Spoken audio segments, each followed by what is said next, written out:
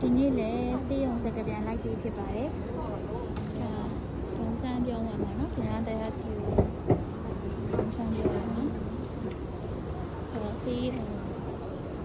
စကပြန်လိုက်ပြီးနေကြလူနာပဲပေါ့နော်သူစေးသွင်းပါတယ်စေးဝယ်ပြီးဖြစ်တယ်ပေါ့နော်ဒီတော့ဒါကျင်းအောင်ပြောရနေဦးဟုတ်လားပါပြီအသေးစိတ် process ကတော့အရင်ဗီဒီယိုမှာလည်းတင်ထားရဲဆိုတော့အတူတူပဲဆိုတော့ဒီတိုင်းမှာပဲစေးသွင်းနေလူနာရောက်တာနဲ့ booking လုပ်တဲ့စေးသွင်းနေအရင်ဆုံးစေးမသွင်းခင်ဆရာဝန်ကအရင်စစ်တယ်ပေါ့နော်ရောက်ချင်းမှာတက်မှန်ရိုက်တဲ့သွေးစစ်တယ်ပေါ့နော်အဲလိုအပ်တဲ့ကုန်းစာလုပ်ပြီးသွားရင်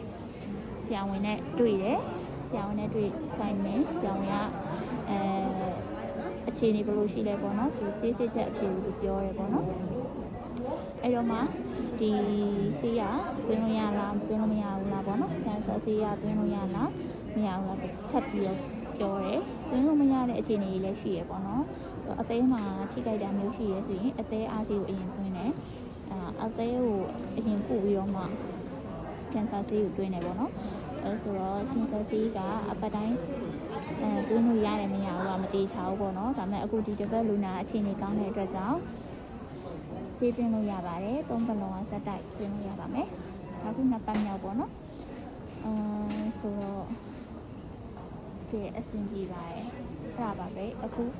လူနာစေးသွင်းတာကိုစောင့်နေပါတယ်အားလုံးပဲပျော်ရွှင်သာယာပြီးကျန်းမာသောနေ့လေးဖြစ်ပါစေရှင်